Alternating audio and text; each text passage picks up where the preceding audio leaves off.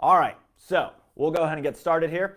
Today we're talking about landscaping with pansies. It's a great thing to do, is to look at your yard here as we kind of get closer to the fall time frame, as we go into fall and into Christmas and into the winter season. It's a great time to look at your landscape and different things that you might want to do. Pansies, of course, are our #1 go-to color for the cooler season. So I mean, they're very long lasting, they're very long blooming. So and they don't require a whole lot of work, which is why we love them so much. They make you cheerful, they make you happy. They offer the landscape a lot of color, and they're just super easy and efficient plants. So really excited to talk about pansies and all the different colors. And so I'm going to go through, this won't take a whole lot of time. There's not a huge amount of information that I want to give you. I'm going to talk about specifically how to plant them, how to use them in the landscape, amending your soil, mulching, all that kind of stuff. But we'll breeze through that fairly quickly. And then at the end, I've got a bunch of pansies around me so I can show you all the different styles and different looks. So really excited to kind of talk about this. There's lots of different ways that you can use pansies in the landscape. So let's definitely talk about those. Or let's start with when to plant your pansies. I think that's a very good topic to kind of start with because a lot of people come in September, even early September, you know, your begonias, your petunias, your other plants are starting to kind of fizzle out. They've had a long, hard summer, and you're ready to plant pansies, and we get that first kind of cool spell, you know, the beginning of September, and we think, okay, we got to get our pansies in the ground.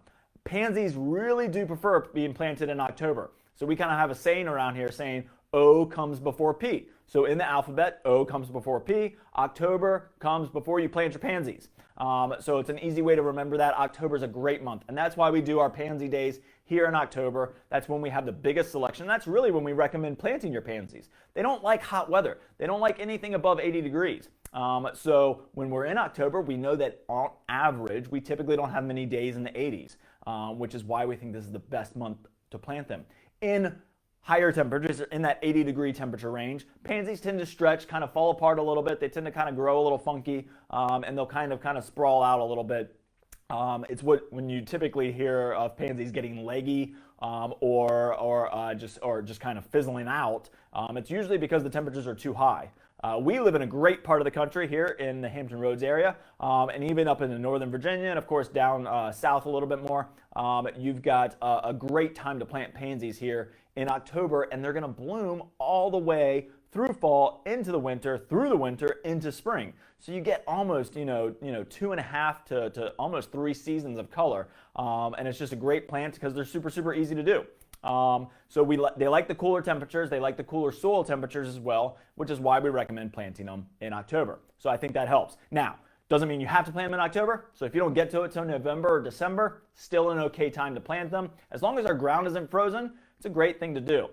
Even in February and March. I mean, as we start to warm up there in the spring, if you're like, I need a pop of color and I don't want to risk petunias or begonias or geraniums or any of those different plants that we plant in the spring that offer us that spring, summer to fall color, then you can still get pansies then, and they're a great time to still plant them. So I know up north, it's kind of like the spring plant, and then down south, we might not grow them as much. But here in our neck of the woods and kind of in that zone from, somewhere from 5, to about 9, 5 to 8, somewhere in that range, pansies are a great fall, winter, into spring annual. It just offers you a ton of color, and they're, like I said, very easy. So how can we use them in the landscape? Well, on Wednesday, I did a container class. As you can see, these are a couple that I made. And so one thing is, of course, use them in containers. Containers stand out in the landscape. And so, yes, your deck, porch, or patio is a great place to use them.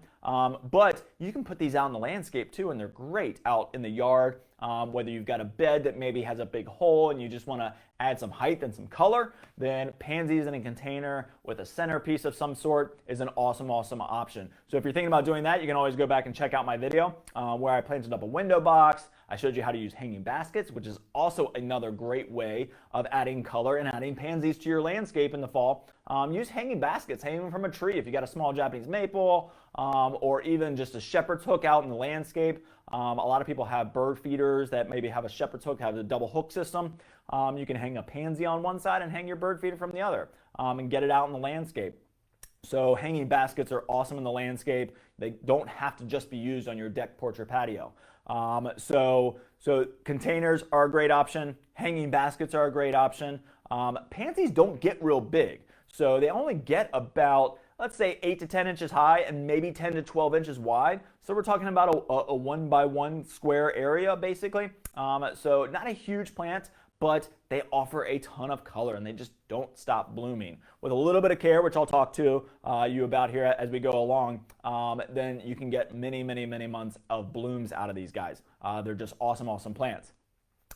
So how do we really use them effectively in the landscape, whether it's in containers or hanging baskets, but also in blocks of color? I can't talk about this enough. I know I've done it before. I'm sure everybody's done it, which is you go and you plant some scattered out here and there, and you just never feel like you get the impact that you want. So I really, really encourage planting them in big blocks of color. And so, look at those areas in your landscape and say, what do I want the people that might be coming over to my house, people that are walking through the neighborhood. I mean, that's why we dress up our yard. Or even for us, when we come home, we want to see that nice, lush landscape, and that's what we do it for. And so it's something for us to enjoy. So put them in places that you can see. I always talk about, we spend a lot of time in the kitchen, we spend a lot of time at the sink, and that's usually the window that you look out of the most. And so look out your back windows and look out your front windows and drive up to your house or walk up to your house and say, what are the areas that I see the most and that I want the most impact out of? So instead of spreading pansies all throughout the landscape, maybe you might pick a couple key areas, 2 or 3 or 4 key areas in the landscape that you can do a little bit more impact with blocks of color. I really, really think that's important.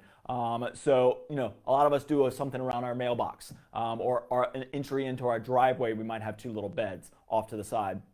You might have a thing that you want to feature. I always definitely recommend, using them around a bird feeder or a bird bath or a fountain or a piece of statuary, something that's a focal point. So I did a webinar on landscaping, which is a great option for you to go back and look at that, where I talk about, sight lines and guiding the eye. A lot of us, design our landscape or have a landscape that is designed to kind of guide the eye to the front door. And so by the front door, by your front steps, you might put, instead of 1 pansy on each side, you might do 10 or 15 pansies on each side. So there's, I think, blocks of color add a lot of interest and really give you a show. Now, when I talk about blocks of color, I really want you to try and do 1 color if you can, at least in that block. So mixing them is fine, and we've got lots of mixes. In fact, let me see if I can find some mixes here. I've got, I know I've got one here somewhere that I can show you.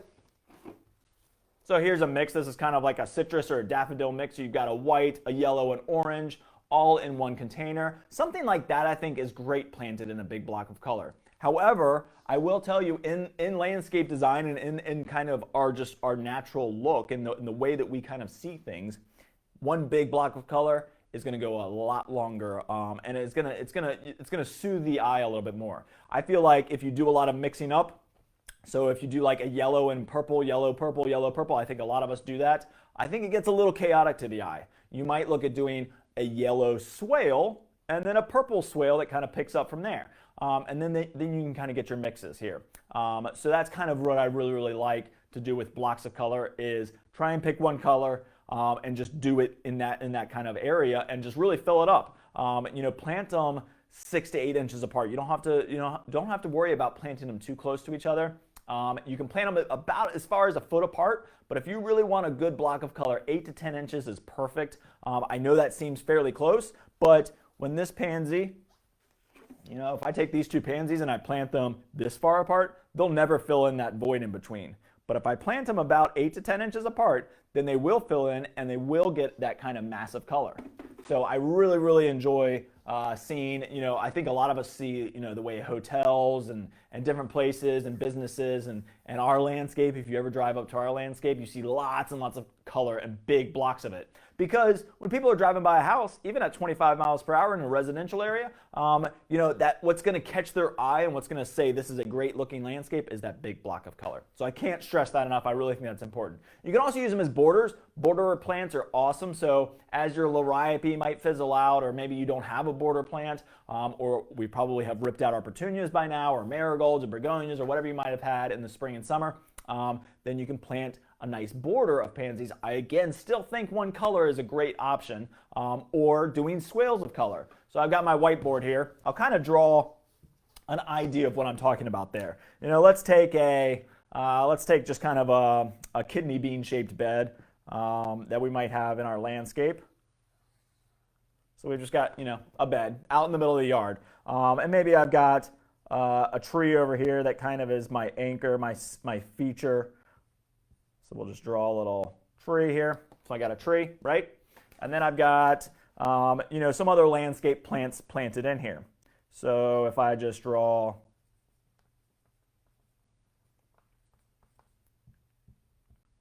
drawing some, blocks of different plants.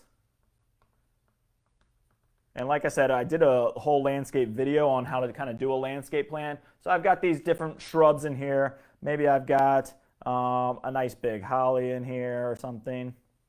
You don't have to be an artist, trust me, I'm not. But this kind of helps kind of see and visualize what we might have out there. And then maybe I've got a fountain over here, kind of like I mentioned. So we've got some plants in here, but I left some space for some annual color. I've got this fountain here. It's one of my key focal areas. Maybe it's a piece of statuary, maybe it's a planter. It could be a lot of different things. But I've got this little key kind of feature item here, and I've got this space that I love to do my annual color. I always tell people when they're doing landscape design to leave some pockets for your annual color, especially in the front yard, because it's where you're going to get a lot of impact. And it gives you the ability to change. So every year you can do something different. Maybe last year you did blue pansies, maybe this year you want to do yellow pansies. So it gives you the option of being able to do that. So one option, of course, is to be able to just take this whole area and fill it with one color. That would be amazing, absolutely spectacular. Or you could do those mixes and have all the different types of mixes of blooms in there. I absolutely love, this one is one of my favorites. This is called the Coastal Sunrise Mix. And you can see there's like a yellowish kind of white blotch, then this kind of light purple. So you've got a lot of really pretty mixes that already mix the colors for you and kind of get those complementary colors together. But I also kind of want to show how you can do swales. So let's say you always do yellow and purple and you mix them all up. Well, try this as an option, is to take, let's see, let me do this with some different colors here so we can kind of really see what that might look like. So we'll take blue. All I got is blue, red, and green. So we'll do blue and green. But what you can do is, let's see if I can do this. So you can take that blue, there you go, and do kind of a swale like that on one side. And instead of just doing a whole bunch of different colors or a mix where you plant one purple, one yellow, one purple, one yellow, then you can kind of create this kind of look, where, I don't know if you can see that, but yep. So now you've got these swales of color. Now this can work around a centerpiece like this, but you can also do it just in your, in your front, landscape. So let's look and see what that would look like. If we just take a normal foundation kind of planting of a house, and let's see, let me just draw my house here. Again, this is not very good drawing.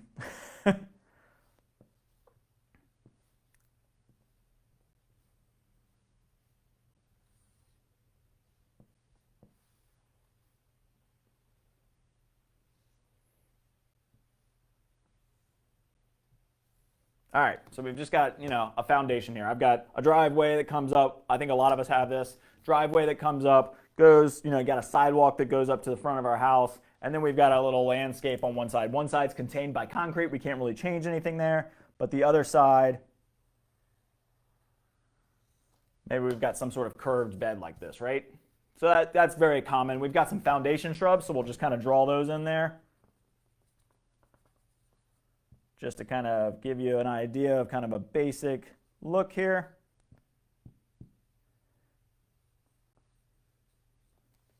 So here we go. I've got a little framing plant over here. I've got a foundation planting up in front of my house, and I've left some space in the front for some color, for some annual color, which I absolutely definitely recommend. I think it's a great option. So now let's look at what it would be like to do maybe a swale of color. So again, rather than that purple, yellow, purple, yellow, purple, yellow mix, or red, yellow, or whatever it might be that you want to try, we could do something like this, where we can take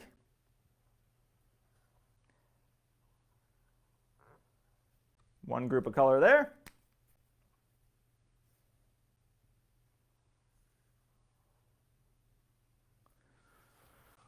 So there we go. We can do something like that, where you can do one color here that kind of fills the front of this bed and then kind of comes up behind the other one, and another swale of color. And so that's what I'm talking about when I'm saying using swales of color.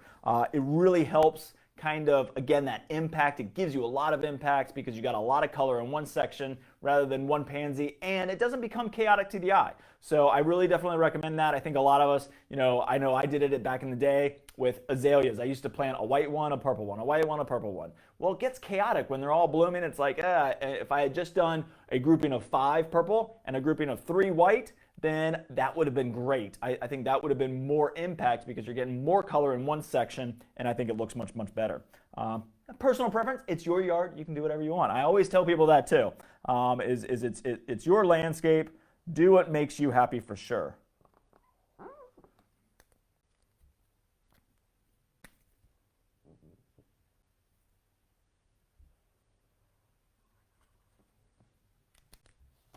So there we go. So now I've got these great swales of color. It looks like the colors mix. They mix well. I've got, again, purple and yellow is a very common one. You could do red and yellow. There's so many different color combinations, of course. But this is a great option of being able to get more impact with more color because you're doing bigger color blocks, and then doing them in swales or swaths of color, I think really goes a long way. So I'll stop drawing and we'll move on. But really, I think that's a great option is blocks of color. Borders are great. Use one color to border one section, another color if you want to border another section using blocks of color. And then, of course, swales or swaths of color that kind of intermix with each other. So let's, and then you can also single space them out. So I don't always recommend it, but sometimes we'll have, a border of liriope, and you've left some space in between. So you've got a liriope, and then you might do a red pansy, and then a liriope, and then a red pansy. I do recommend single spacing if you do that to keep it all in one color. I hope that helps with some of your design as you kind of start to kind of plot out how you're going to plant your pansies in your landscape. So we talked about using them to focus on key features. Again, backyard's a great option. If you're standing at your kitchen sink and you're looking out your back window and you see that, hey, I've got maybe you've got a swing set, or you've got a shed, or you've got a Japanese maple, or some sort of specimen plant that you want to focal point around, then plant some pansies. One nice big color around it would be great. In containers, of course, are always amazing. Let's talk about what you can plant with pansies, because I think, pansies, I think, are the best form that you're going to get color. But let's talk about some other plants that you can plant, maybe companion plants that you can plant with pansies. One option is snapdragons. So snapdragons are very, very popular. They will bloom here in the fall. They will also bloom maybe not so much in the winter. Typically in the winter, if we have an average winter, they'll kind of fizzle out. They won't do much. They'll stay green. They'll look okay. But then in the spring, they'll explode again. So snapdragons are a great option. They'll survive the winter, so you don't have to worry about that. And then in the spring, they'll just put on a big show again. So really, really great option is snapdragons. And these are a little bit taller. So if you need a little bit more height, these get somewhere between the 18 to 24 inch height range. Typically more in the spring than in the fall. The fall, as the temperatures get cooler, they'll still bloom, but they'll bloom a little bit lower. And then in the spring, they'll get a little bit taller. So snapdragons are a great option. Dusty Miller is another amazing, amazing plant to pair with pansies. Really looks phenomenal with the blue colors. So let me see if I can get a blue pansy out of here. So there we go. So you can pair those together. Those look great. Again, you can do these in the landscape. You can plant 5 or 6 of these in a kind of a group or a swale, and then you can plant a bunch of blue pansies kind of with it as well. So this is a great option. I love Dusty Miller. It looks great in containers as a centerpiece. It works great in the landscape. It actually makes it through the summer pretty well too. So a lot of people consider this an annual, but it really is almost a year-round grow. So it's a very, very easy option. You can prune them back. They sometimes get a little yellow flower on them in the summer when it gets warm, but pairing them with pansies is a great option. They do great in the cooler weather. There's not a whole lot out there that does, so you can't be too choosy, but Dusty Miller is a great option. I absolutely love the ornamental kales and cabbages. This is a small one. This is an ornamental kale. This one's called Glamour Red. As you can start to see that color kind of showing up in there. Awesome, awesome plant. I brought a big one because you can really see the color coming along here. Let's see, I don't know if this one has a variety in it. Yep, it does.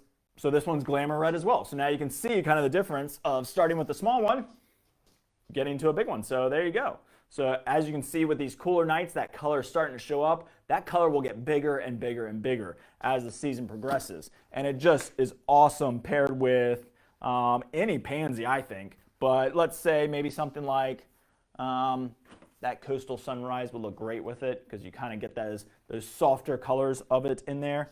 You could also pair it with something like this guy. So you can just see those colors start to really pull each other out. So awesome, awesome option is these ornamental kales and cabbages. These will make it all the way through the winter as well.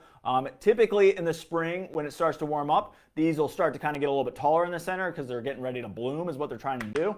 And so then you would probably scrap them, but make it all the way through the winter. Love the cool weather here in this area, and they can really put on a show as well.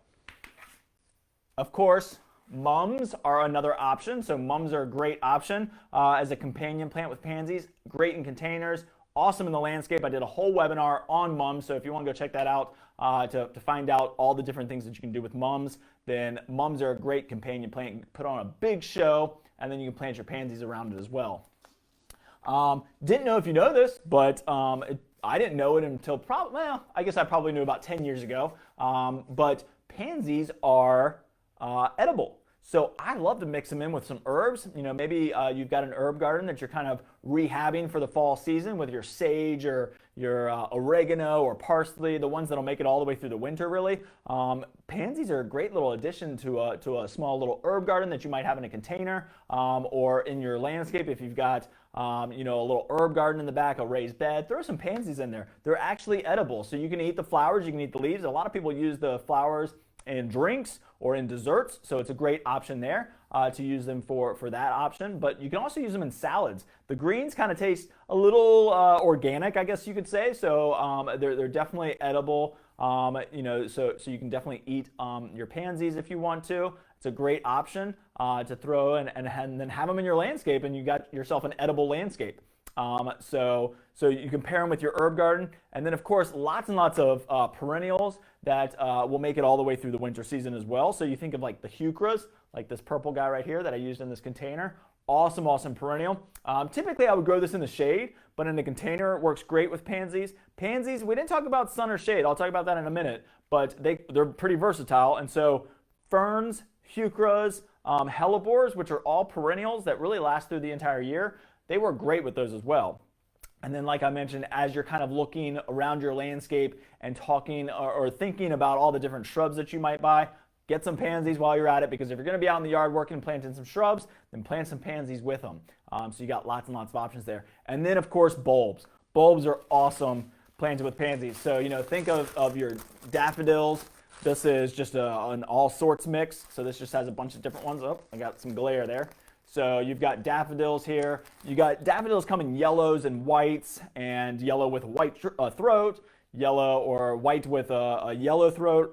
So you've got lots and lots of different options. The oranges. So daffodils are one of the easiest ones. Nothing messes with a daffodil. Super, super easy to grow. Tulips are awesome. We've got lots and lots of different types of tulips in. Love this Darwin hybrid mix. Has the reds and the yellows and the pinks and the oranges. So you got lots and lots of different choices there. Tulips are great, and you can plant these underneath your pansies. So that's what's really cool. You can do it in a container. I showed that in my container class that I did for during my bulb webinar. But basically what you do is when you plant your pansies in a container, just plant your bulbs underneath them. So you can do a whole layer of daffodils. Muscari is another great one. I love muscari. It's this little purple one. Some people might call it grape.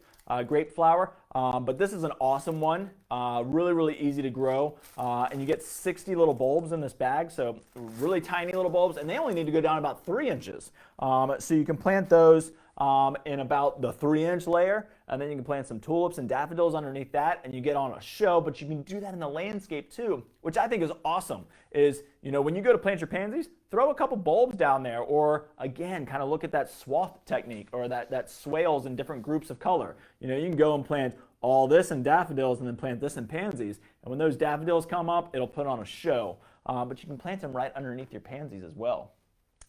So the reason I say that is a pansy container is usually about 5 to 6 inches deep. That's how deep you want to plant a tulip or daffodil. Just throw a couple bulbs, dig your hole a little bit deeper, plant some bulbs underneath, and then when your pansy is growing into the spring, all of a sudden your daffodils will start to shoot out through it, or your tulips will start to shoot out through the pansy. It'll grow right through the root system. It won't hurt it at all. And then you're going to rip out your pansies pretty quickly there afterwards anyways. So it just puts on a great show. So just a great option. I do like to kind of put my daffodils and tulips in near my pansies. I don't typically put them underneath, but in a container, it's a really cool look.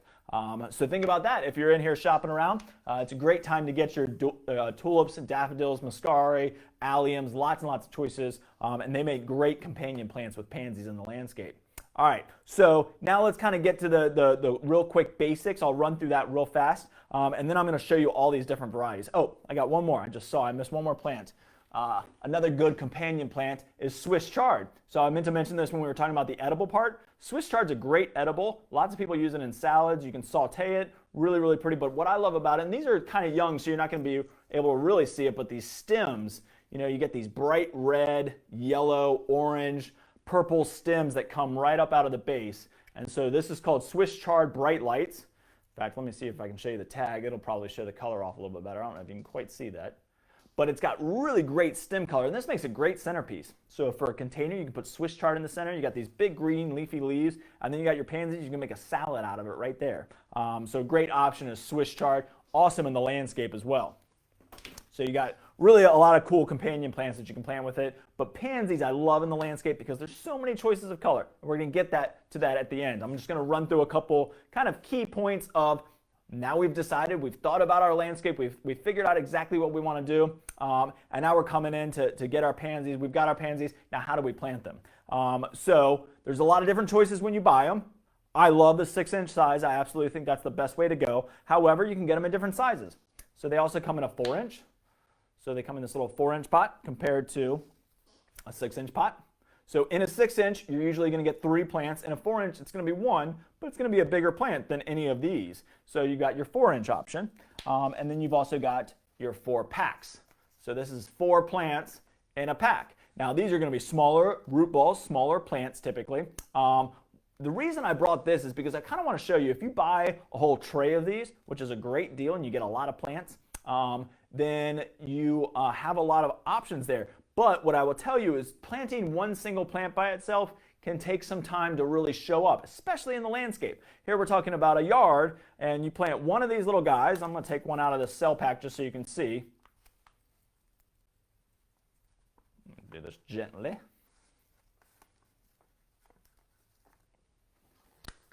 So we got 4 of these little plants, and I go and plant these out in my landscape. Well, that's going to be hard to see that for a while, and this is really going to need to grow and turn into a bigger plant to really put on a show, and that's going to take time, and you're probably not going to get it until the springtime, and then it's short-lived because you're probably going to take it out. So what I recommend doing with these pansy packs is actually taking 2 or 3 of these and planting them together. So right here, you've got a 4-pack.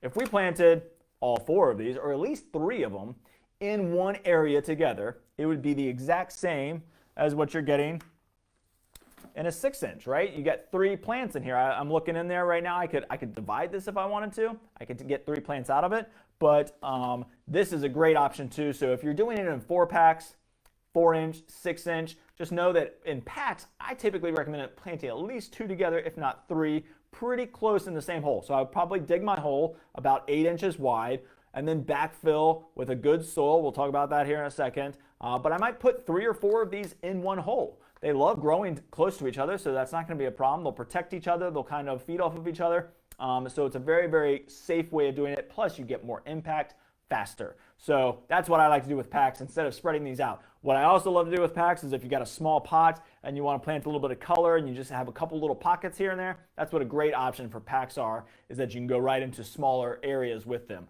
So packs are a great option as well to use in the landscape. If you're going to be planting a lot, you can plant a bunch of them kind of close together. But I still love 6-inch. That's where you're going to get your diversity and your selection from. So how to plant them in your soil. So our native soil, let's talk about that real quick, is clay-based typically. So if you've ever dug in your yard and you've got a lot of clay soil, then that's going to need to be amended. And so what we want to use is compost and perlite. Compost is going to add organic matter to the clay soil. Clay is actually a pretty good soil. The way that I describe clay is it's like a bunch of golf balls in a bin.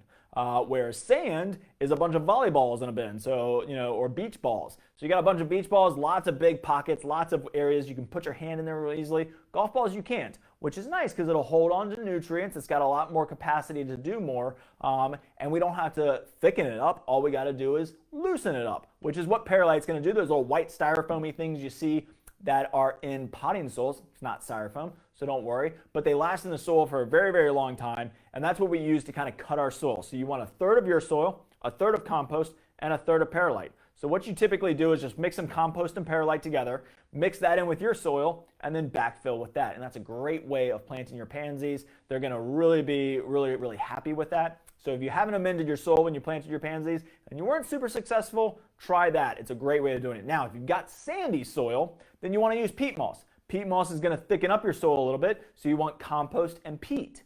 And then compost and perlite for clay soil. Perlite's going to break it up more and allow water and root systems and air to percolate through the soil, whereas the peat is going to close up some of those gaps in a sandy soil. So you want compost always. Compost adds organic matter. That's what you have to add. And then the peat is going to help hold moisture in on a sandy soil, and then the perlite's going to break up a clay soil. So hopefully that helps. I think it's always beneficial to invest a little bit of money into where these pansies or any of your plants are going to live for the entirety of their life. They're going to be much happier with a good soil. That's why pansies typically thrive in a pot or in potting soil, because you're using a nice, good potting soil.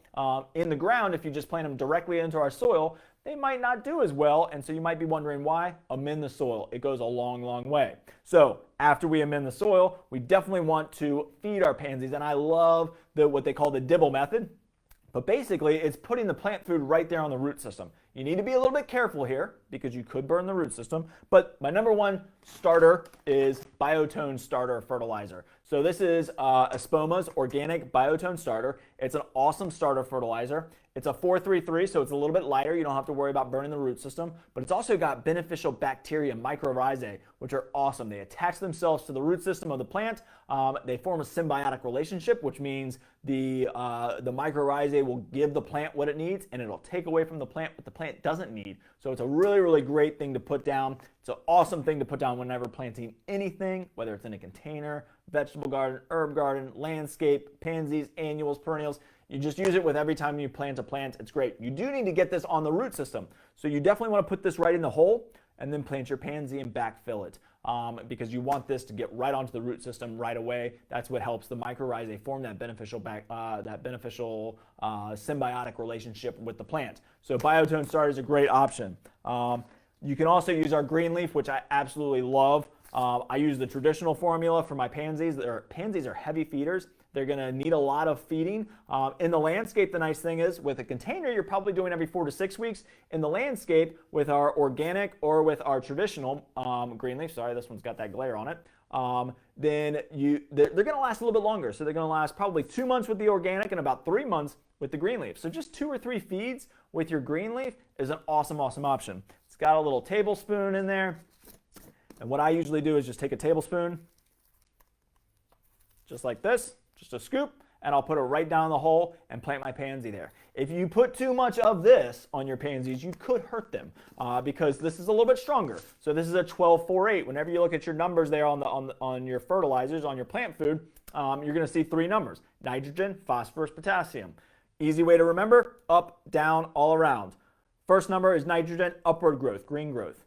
Middle number is phosphorus, down, root system, also help blooms. And then the last one's potassium, which is an all-around protector. but I love this formula. It's awesome. The organic green leaf is a very, very similar formula. It's an 8-2-4, so it's got that same kind of 3-1-2 ratio. So really, really great option. And this is an 8-2-4, which is awesome for an organic fertilizer. Organic plant foods don't have a lot of nitrogen, and this has a lot of nitrogen. And again, pansies just need to be fed. That's what keeps them blooming. Now, if you see that your blooms aren't or your plants aren't blooming very, very well, might have too much nitrogen just naturally in the soil, you need to add a little bit more phosphorus. Well, this is our blooming and rooting formula. It's an absolute amazing, amazing plant food. It's a water soluble, so it's going to act quickly, which is good, because by the time you realize you're not getting as many blooms as you should, this will really, really help. And as you can see, or if you can see, those numbers are 958.8. Now, because it's water soluble, that's okay to have that high of a number. It's going to work through the system much faster. It's going to get to the plant. It's going to dissipate pretty quickly. The plant's going to use it all up, and then you're good to go. But this is a 958.8. So if you need some blooming impact, if you feel like your plants aren't blooming quite enough, it's great in containers, awesome in containers as nutrients tend to wash out a little bit quicker. Great in hanging baskets, but awesome in the landscape as well, just for a quick kind of perk up on your blooms. So blooming and rooting formula is awesome. So that's what I usually have kind of in my arsenal for my pansies. And then, of course, we need a deadhead. So deadheading is a process. That's something that we got to do. So let's see if I can find one in here that needs a little bit of work done to it. Here we go. So I've got this pansy here. This is a really pretty one, but you can see that the flowers are going to fade on it. And so what happens is you get that little brown flower, and you can just go and pick it out. So I can take that, get rid of it. However, if you look pretty closely, you'll see right here, I don't know if you can quite see that, but right here I've got where a flower once was. Now, if I just pick the brown flower out, then this is going to start to form a seed. And if it forms the seed, it's going to put a lot more energy into forming the seed. That's why plants bloom. So we want to go through and deadhead it. It just doesn't take very long. Just reach in. You don't need any pruners or anything. You can just go in and pick it out. I do recommend doing that. Rather than just going through and pulling out the blooms, go through, just look for any of those deadheads. And just by going through real quick, I can pull out my brown blooms, but I also can deadhead it. So just real quick, one pansy and I'm done. And then I'm ready to roll, and this will just keep on blooming because you're taking the seed heads off. So let me see if I can show you that real close. See if I got a good one in here. So that's what, let me get out of the picture here. So that's kind of what your seed head looks like. So you don't want to deform those, and they'll just keep on blooming just by going through and doing a real quick cleaning. Enjoy the day. It's a gorgeous day outside. Go out there and deadhead your pansies. It really will help them continue to bloom. And then, of course, feeding them is another important part. So now we've got them planted. The next thing to do is mulch. Mulching really, really helps our pansies. It also helps our landscape. It makes it nicer on the eye to fill in kind of those open soil spaces with mulch. You've got lots and lots of options. Doesn't matter which type you use. Pine straw, pine bark, hardwood, dyed brown, dyed black, dyed red, whatever you like. Cypress, cedar, there's lots and lots of options out there. You don't have to be super specific. Whatever it is that you like to use, the pansies will be fine with. What it does for pansies, though, is it keeps moisture in, so it really helps with that. Keeps the soil warm, which is really important as we get into the spring season or into that winter season, where we get a couple cold nights, a couple cold days. It'll help them perk back up much faster. So, when we get down into those 15s, 20s, then the plants will kind of not look real hot. They won't be blooming as profusely. But if you've got a nice 3 inches of mulch around that plant, then it's going to rebound much quicker because that soil is going to warm up much faster, and it's never going to get as cold as the rest of the soil will that's just completely exposed. And it keeps weeds out. So when we go and we work our soil and we plant a plant, how many people have planted a plant and then see a bunch of weeds coming out nearby? Well, that's because when we disturb the soil, we bring weed seeds up to a germination level. And so that's just natural. Putting mulch down right when you're done planting your pansies, putting that nice layer of mulch around really helps prevent a lot of that. You can also put down a pre-emergent. It's a great time to put down a pre-emergent if you're working in your landscape, working in your yard. Great time to do that. You can use preen. We've got our dimension, which is awesome. And you've got a couple other options as well that you can use to prevent weeds from germinating. But mulch is my number one go-to for sure. Mulching really helps. And then the last thing that we need to talk about is watering our pansies. So, and I kind of always like to do watering right after mulching. Mulching really helps with your watering. But so will this guy. If you do not have one of these, you got to get one. If you're a gardener and you love to be out in your yard, this is my number one tool. It's a must-have. This is a watering wand. It's very simple. You just attach it to your hose. It's got an on and off valve, which I absolutely love because you can walk around the yard and not have to be wasting water. But what it does is it saves your back a ton of pain because this gets right down to the plant. I always tell people, all plants will take water in through its roots. Very few, not many, take them in through their leaves. And so if you've ever gotten powdery mildew issues or black spot on your pansies, it might be because you're overhead watering. So I don't want you to take this out there and just spray it all over the plant. I want you to try and get it right down into the soil, which is what you want to do with your containers, your hanging baskets. This really helps, but also in the landscape because you can get right down to the ground level, put this right near the plant. You can even drop it in an area and let it kind of really soak and saturate that area. Deep watering less often really, really helps. The nice thing is in the fall, we've got cooler temperatures. You're probably only going to water your pansies somewhere between 2 and 3 times a week just to get them established. And once they're established, you're probably not going to water much anymore. We get a lot of rain in the winter. We get a lot of cooler weather. It's not going to evaporate as fast. So just watch your soil. Great testing tool is right here on your hand. Use your finger. Check the soil. If it's dry, 2 to 3 inches deep, then it's time to water again. We get a lot of wind in this area. So wind can dry it out faster. Mulching, as I mentioned, really, really helps keep the moisture in. It also helps when you're watering your pansies because it's not running all over the top surface. It's allowing to soak and saturate down deep into the soil because that mulch is kind of keeping it in place. But this tool is my number one go-to, my watering wand. It's a must-have. I think this is 30 inches long, so it really does go right down to the ground. It's super, super easy. You can get your hanging baskets up high. You can get right down to the root system, right down into the soil level of a container. So it really, really helps keep the leaves dry and keep the root system nice and moist. So great option here. Gotta have it. I always tell people, if you see us using it around the store, we do this every day. We water almost every single day. So if it's something that we do every day, we're gonna find the most efficient, easiest thing for us to do. And that watering wand is our number one go-to. So hopefully that helps with your watering needs. Now, the last thing I want to talk about is our friendly animals out there. I think I saw a couple comments about deer. And so there's a lot of deer, rabbit, squirrel issues sometimes that we might have, probably specifically rabbits in this area. Although if you're in, the Newport News, the Hamptons, the Williamsburg, maybe in Chesapeake, Suffolk, you might have some deer issues. And deer definitely love pansies, and so do rabbits, and so do sometimes the squirrels will get in there and dig around them as well. As I said, they're edible. I see a comment there, what do they taste like? Well, they kind of taste a little grassy, I guess I should say. So when I say organic, I guess I mean they're kind of grassy. However, the flowers taste a little bit more mild and are almost a sweeter type of taste to it. But they're perfectly fine. They taste like a fresh green. So maybe not lettuce, maybe not as crisp as the lettuce, but it's got a really nice taste to it and completely great in salads and different types of things. The deer and the rabbits like to eat them, just like if you like to eat them. So they're completely edible. So I got a couple different things here I want to show you. This is a hot pepper wax, which is a great one. And it's an animal repellent, kind of helps with all of them. None of our animals like hot peppers. Birds don't taste hot pepper, which is why sometimes you're going to see like bird seeds have hot pepper in it. But typically deer, squirrels, and rabbits will not eat anything that has a hot pepper fragrance to it. Now, if you use this, you probably won't like it either. So think about that if you're growing some pansies for edible plants, for your salads or your desserts or your drinks. Don't use any of these products on it. Grow in a container closer to the house, something that the deer and the animals can't get to as easily. But if you do have deer problems or rabbit issues or even vole issues, this is my number one go-to.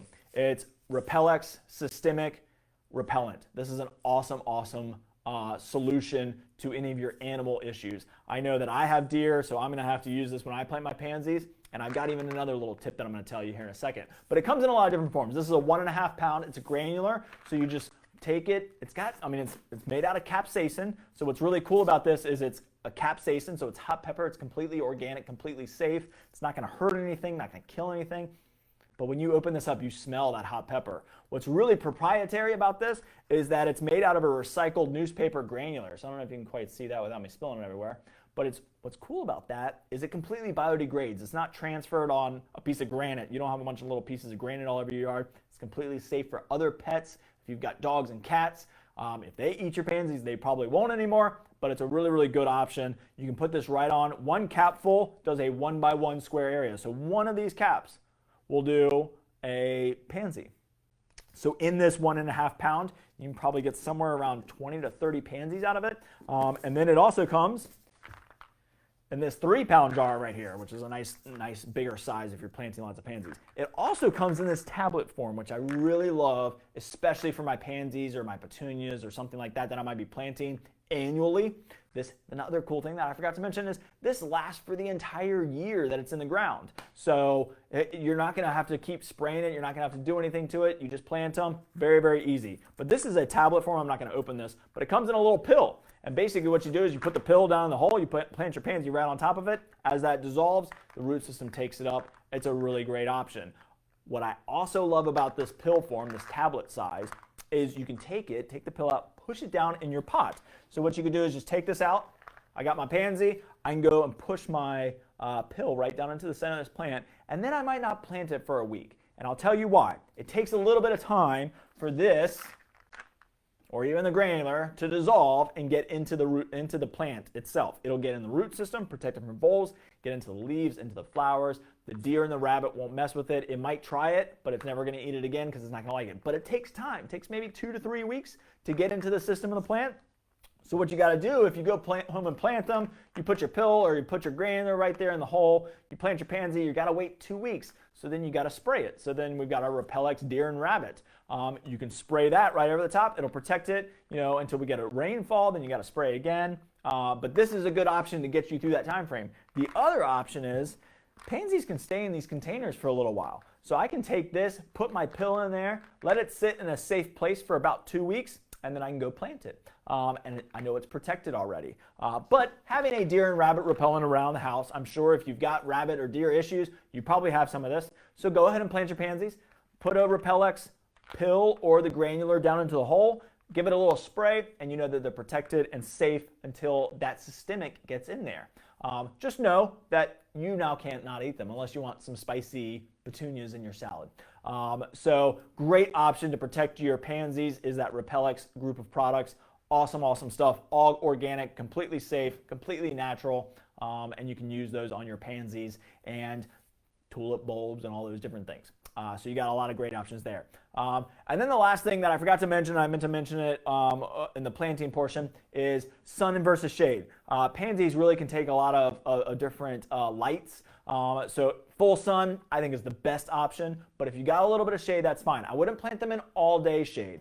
A deck, porch, or patio. The sun gets a little bit lower in the sky right now. As we go into the fall and winter season, the trees begin to lose their leaves. A lot of our shady areas become a little bit more sunny. So in a half-day sun, you're perfectly fine. Whether it's morning sun, afternoon shade, or morning shade, afternoon sun, you're going to be completely fine with pansies. So I say plant them everywhere. Maybe not on the north side of a house where you just get hardly any sun. But they do very, very well. Now, in that kind of shady area, you might try violas. I didn't talk about this yet, but there's a difference between violas and pansies. The best way to kind of put it is all violas are pansies.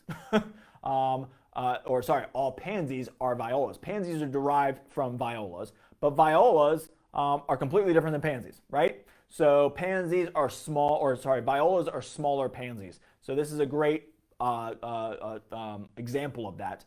Let's see if I can find my purple one. I think I've got it. Yep. So here we go. We've got our purple pansy and our purple viola. You can see almost the exact same bloom except for the size. Your pansy blooms are typically going to be somewhere between 2 to 3 times larger than your violas. Now, what you can see here is look at all those blooms. Violas get a ton of blooms. Pansies don't get quite as many blooms, but they're bigger. But I think the color impact is about the same, especially once pansies start getting going. I absolutely love pansies. That's what most people prefer. Violas are good as well. Violas do tend to kind of spread a little bit. They tend to pop off their seed a little bit quicker, and sometimes you'll find them around the yard, so they can naturalize a little bit. But Violas are awesome. They're a little bit more hardy, so if you get a little bit further up in your zones into the 5s and 4s, Violas might be a little bit better for you because they keep on going. They're a little bit hardier as far as the winter goes. Not to say that a pansy won't do well. Pansies do awesome in our area. And I personally love pansies, and that's where you're going to get the best selection too. You're not going to find many Violas. And if you do find Violas, we have some now, you're usually going to see them in purple and yellow. And that's about it. Sometimes you'll get a couple of the multicolored blooms with the purple and yellow mix, or the purple and white mix. But Violas are a little bit harder to come by. A lot of growers don't grow Violas anymore because most people want our pansies, and pansies are for sure going to give you the most color. So that kind of runs through, I think, everything that we want to talk about with that. I'm going to go through and show you some of these varieties real quick because I got a lot of different ones here to show you. So I'm just going to show them to you and kind of read off some of the names, and then just kind of describe them a little bit and try and get some close-ups. So if you're starting to plan and prepare and looking at your landscape and how I want to landscape with pansies, you can kind of know some of the colors that are out there. So we'll start with, this is Spring Matrix. This is a Scarlet Spring Matrix. So you can see that kind of red with that yellow center. You got a little bit of a blotch in there. Really pretty, kind of almost that yellow bleeds out a little bit. Really pretty. And then just to kind of keep it in that same color. Uh-oh. I got Matrix Rose. So this is more on the burgundy to kind of even has a little bit of pink in there. So really, really pretty one as well. Matrix Rose. Really looks great for like a Christmas container mixed with white. Really, really looks good. Let's look at some of the yellows. This one is called Delta Premium Pure Primrose. So this is kind of a buttery yellow. See if I can get that light to work for me. Can't quite see it, can you? There we go. So there we go. It's a really nice kind of buttery yellow, really pretty color. See if I get this up against a darker background. Now, my lights are kind of not helping me show that one off, but it's a really pretty kind of buttery yellow. Then you've got, of course, just your pure yellow. Look at that. Can't beat that. Really, really great color in the landscape. Yellow always shows up really well. This is just called Matrix Yellow. Huge blooms on it. Pure yellow. Just that happy, vibrant color. Probably one of the most popular varieties is our yellow with blotch. So this is called Majestic Giants 2, yellow with blotch. So you can see, look at that little face. Just kind of makes you happy. You got to smile when you see one of these guys. So that's a really nice one. Really, really popular variety there. This one I found in the 4-inch. This one's called Color Max Purple Glow. So it's a little bit of a smaller bloom, which usually when you're smaller blooms, you get more blooms out of them. So again, if you got small blooms and you're worried, something like this, oh, those are too small, most likely these are going to bloom more profusely. Whereas the bigger ones don't bloom as much, but they're bigger color impact. But this is a really pretty one, Purple Glow. Kind of get that little bit of that white in the center. So that's a really pretty one. This is kind of always my favorite is this. This is Matrix Morpheus, sorry. And this one's got purple and yellow, which I love because I'm a JMU Duke. So it's my normal colors that I love to see. So this is a multicolored. You're going to get both of those colors on each pansy flower. Really pretty one. In that same line, I think there's another one. Yep. This one's got a little bit of a darker purple. This one's called Premium Yellow with Purple Wing. So you can really see that multicolored bloom. I love how on some of these blooms, it almost like the purple kind of bleeds into the yellow a little bit. And you can start to see some of that speckling in there. Really cool. And these are kind of remind me of Alice in Wonderland, you know, when the pansies are singing. They kind of look like these little puppy looking guys. But this is Delta Premium Yellow with Purple Wing. Awesome, awesome one. Go Dukes.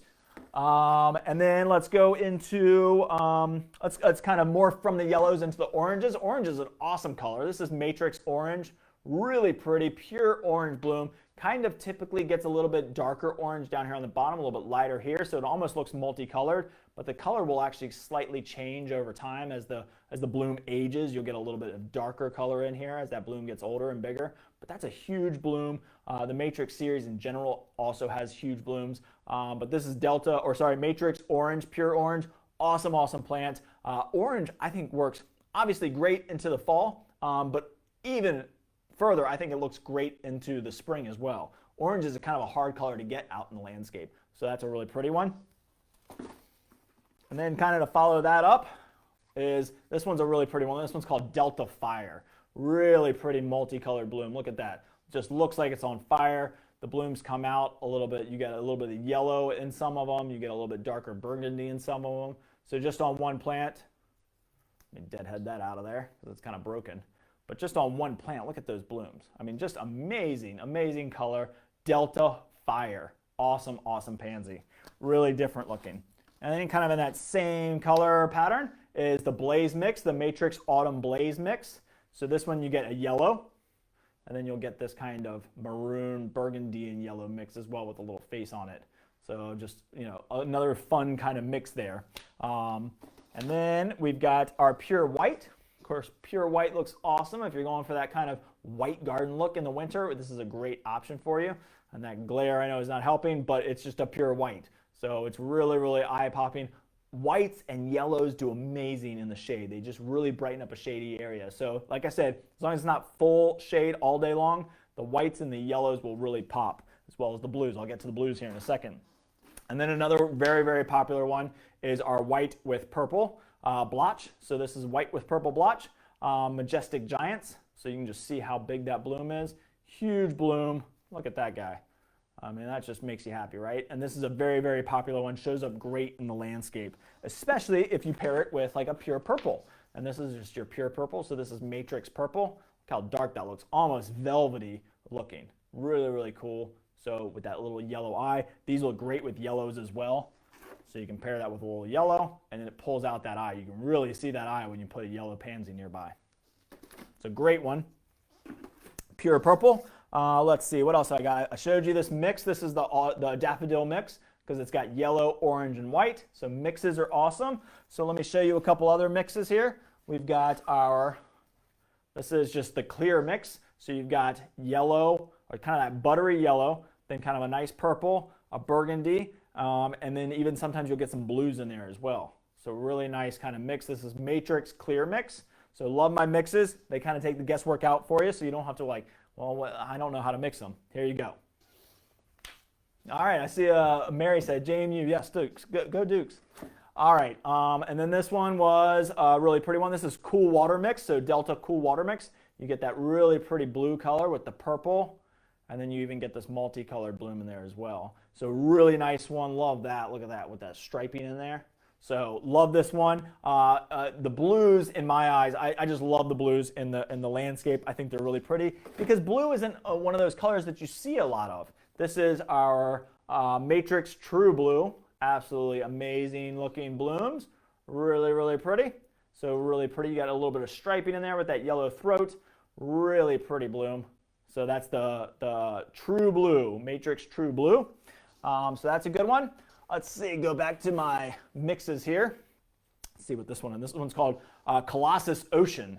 So you can just see how dark that bloom is. That's a really pretty one. And then you get that kind of guy too in there as well. Look at those. I mean, that's Colossus. It's a huge bloom. And they make this ocean mix, which is just awesome. And us being so close to the water, we love our ocean mixes. And then last, I think, but not least, I'll make sure I got them all. I think I've gone through pretty much everything, and this is just a handful of them. I mean, I've got more choices than this out there, but this is probably my favorite of all is this Coastal Sunrise mix. I just absolutely love. I love that yellow one, and then you get the purples and the light blues, and just when you mix all these together, it just has a great look. That's what I used in this planter right here, so you'll even get the burgundies in there as well, and the pinks. So it's just a really pretty kind of pastel mix. It just really brightens up the landscape. And this is Matrix Coastal Sunrise Mix. So we got lots and lots of these. It's a great choice for the landscape. Again, kind of that mixing up thing. You don't have to worry about trying to find them all. Just plant these in a big planter. Use these in a big swath of color. It's just awesome, awesome, awesome in the landscape. So I think that pretty much gets me through all of my pansies selection. So now you can kind of get an idea of the colors that are out there. You got a lot of choices. I know as far as plants go, you don't have a lot of choices for color, but pansies offer you a huge, wide range of color. There's just so many choices of colors, and they're just so much fun. And like I always say, they just kind of make you cheerful and make you happy. So love pansies. Use them in the landscape, use them in big blocks of colors, use them in your containers, hanging baskets, all over the place. Come in and get them now if you can. It's a great time to work out in the yard. It's October, perfect time to plant pansies. I hope you learned a lot here. I think it's a lot of fun to plant and use pansies out in the landscape, and I hope I've given you some tips and some tricks to kind of make you more successful and also kind of have more fun with it. I'm going to go through and answer all of your questions now. If you don't stick around, if you're taking off, have a great day, have a great weekend. Enjoy the weather. I know we might get a little bit of rain as we get into Sunday, but it's a great day today, and tomorrow and even into Monday looks nice too. So, so definitely get out there in the yard. Think about your landscape. I'm going to answer your questions now, but if you're taking off, have a great day. All right, so we got somebody watching from New Jersey. All right, so I think that's about where we started. Was Eleanor was mentioning wreath making. Debbie said would love wreath making, so we're going to do all that. Indoor tree care during the winter. So Sheila, if you're talking about like a cut tree, like a Christmas tree, or if we're talking about our indoor houseplants care during the winter, we could definitely do something on that. Michelle, hello, watching from Williamsburg, great. So you know what I was talking about with deer. Trisha, hello, this is Trisha from Norfolk. Hanny from Nova, from Northern Virginia. Kathleen, hello. Deborah, hey. Everybody saying hey. Victoria, love pansies. Great. Michelle, do deer eat them? So Michelle, we were just talking about that. I hope you got that information. If not, Michelle, come in and see us. Repellent is our go-to. It is just awesome because it's a one and done type of deal. You might have to spray it to get it through that first 2 to 3 weeks when it's growing or when that systemic is getting in there, and then just realize you can't eat them if you do that. But it's a great protector of the plant, and it's a one and done. You don't have to worry about messing with it again. So I love it with my hostas. So Michelle, I know if you live in deer country, you can't grow hostas. Put this in your hostas right when they pop up out of the ground, and the deer won't mess with them the entire year. So it's a great, great option. Let's see. And then Doug said, deer can eat anything if hungry. Yes, and that is true. I've got a lot of viburnums figs. I planted a fig this spring. Didn't mess with it until the past couple weeks. All of a sudden, they started eating the leaves off the fig. Good thing is, the figs are going to drop their leaves here pretty soon anyway, so it's going to be okay. But figs are pretty tough leaves. But yes, deer will eat anything if they're hungry enough for sure. I do think the systemic works great. It's always worked really, really well for me. Oh, thank you for saying my drawing is perfectly fine. Well, thank you. All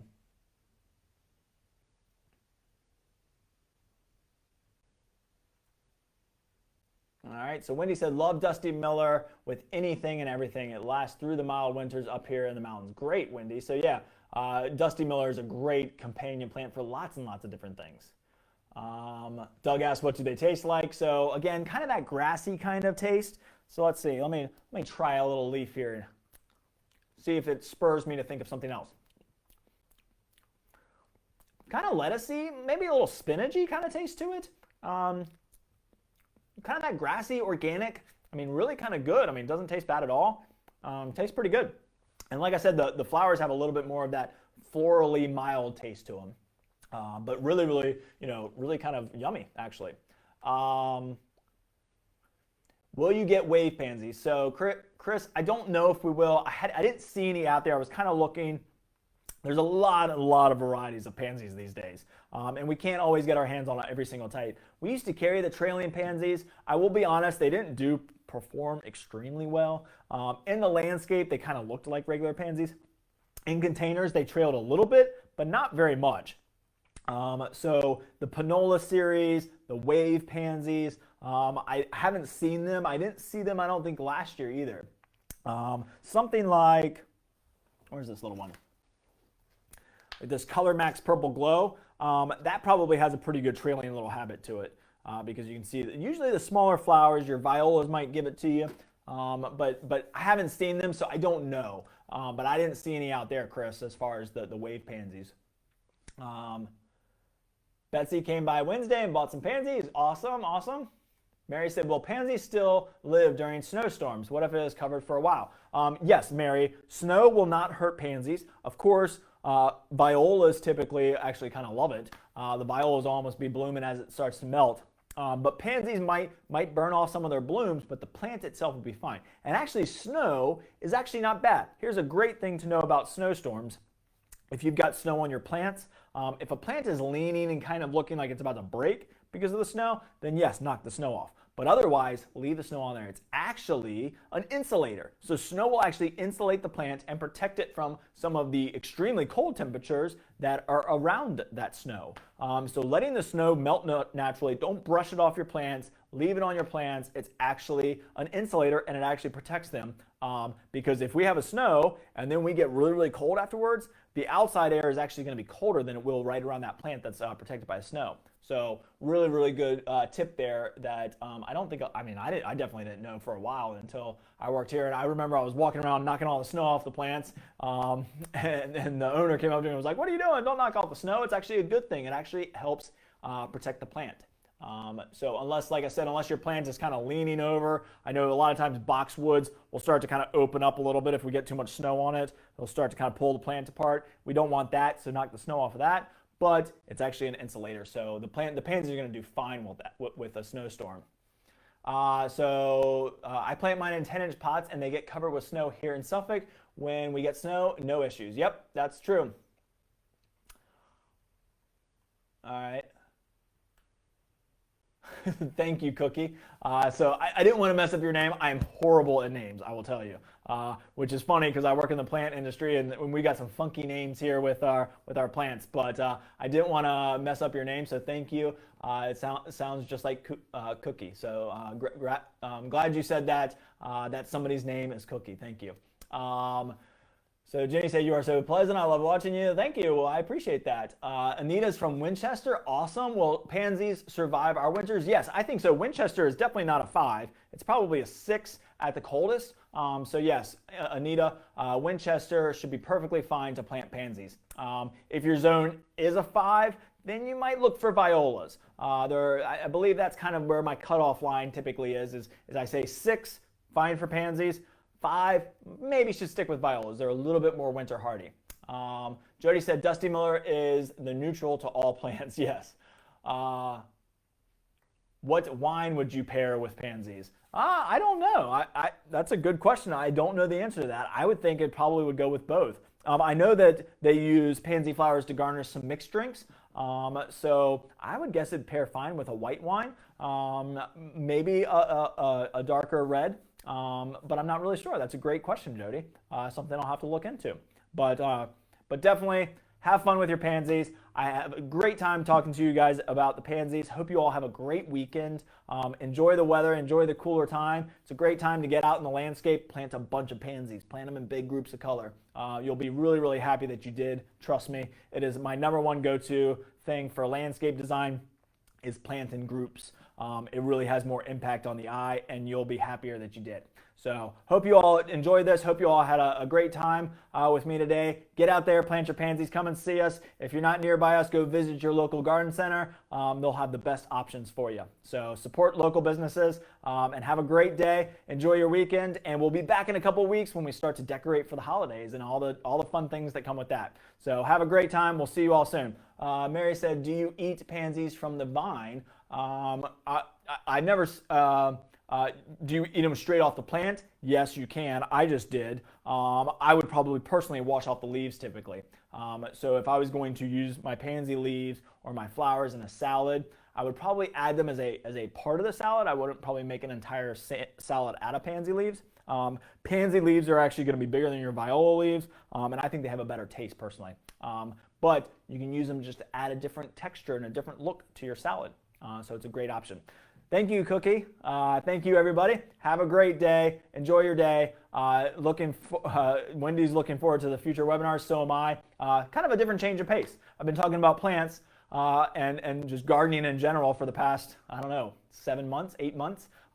So I'm excited to kind of get into the holiday season. There's nothing more fun than decorating our homes for the holidays.